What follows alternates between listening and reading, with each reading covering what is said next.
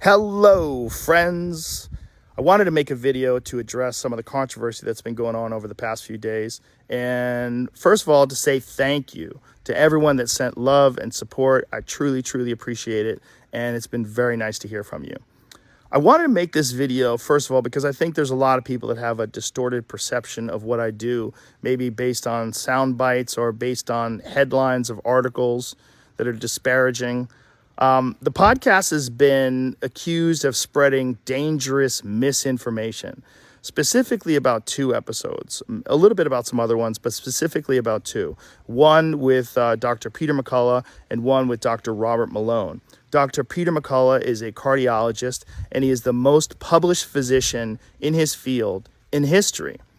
Dr. Robert Malone owns 9 patents on the creation of mRNA vaccine technology and is at least partially responsible for the creation of the technology that led to mRNA vaccines.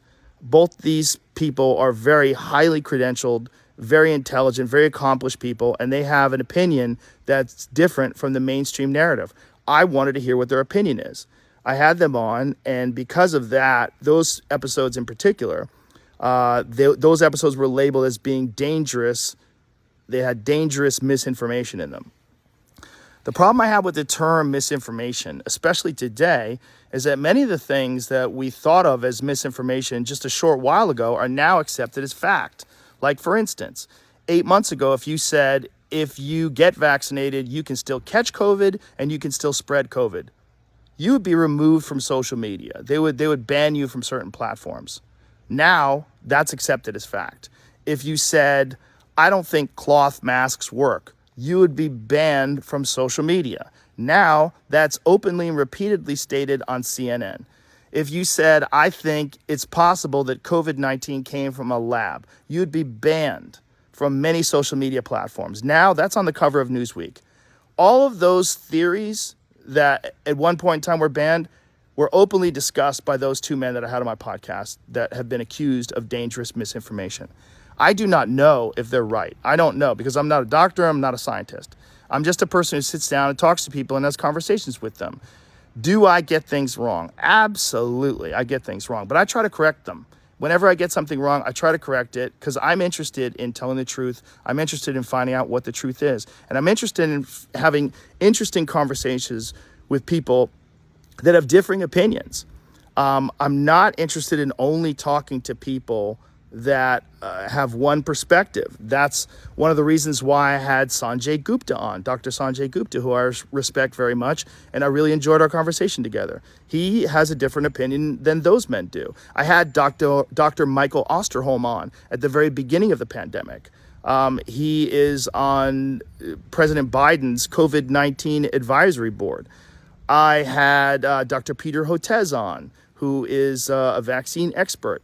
I'm interested in finding out what is correct, and I'm also finding out how people come to these conclusions and what the facts are.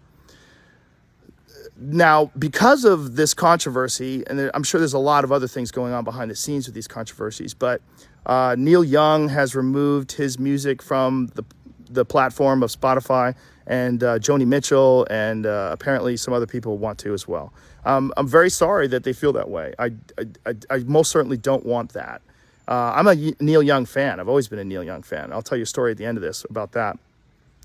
One of the things that Spotify wants to do that I agree with is that at the beginning of these controversial podcasts, like specifically ones about COVID, is to put a disclaimer and say that you should speak with your physician and that these people and the opinions that they express are contrary to the opinions of the consensus of experts, which I think is very important. Sure, have that on there. I'm very happy with that. Also, I think if there's anything that I've done that I could do better is have more experts with differing opinions right after I have the controversial ones. I would most certainly be open to doing that. And I would like to talk to some people that have differing opinions on those podcasts in the future. We'll see. I do all the scheduling myself, and I don't always get it right. These podcasts are very strange because they're just conversations. And oftentimes I have no idea what I'm going to talk about until I sit down and talk to people. And That's why some of my ideas are not that prepared or fleshed out, because I'm literally having them in real time. But I do my best, and they're just conversations. And I think that's also the appeal of the show. It's one of the things that makes it interesting. So I want to thank Spotify for being so supportive during this time. And I'm very sorry that this is happening to them and that they're taking so much heat from it. And so now the Neil Young story. When I first of all, I'm not mad at Neil Young. I'm a huge Neil Young fan. I've always been a Neil Young fan. When I was 19, I was a security guard at a place called Great Woods in Mansfield, Massachusetts. It's an outdoor concert amphitheater, and Neil Young was playing there. And this was the last day I worked there. I quit during the Neil Young concert. The job was kind of crazy because there was a lot of times it was fights broke out and stuff, and I think I probably got like $15 an hour, and I was not about to get beat up for $15 an hour. So I would bring a hoodie with me whenever I worked. So in case the shit hit the fan and it got too crazy, I would just put my hoodie on and leave and cover my security outfit, my security shirt. So one day during a Neil Young concert, there's the amphitheater, the way it's set up is there's a covered area outside that has seats, and then there's a lawn area behind it.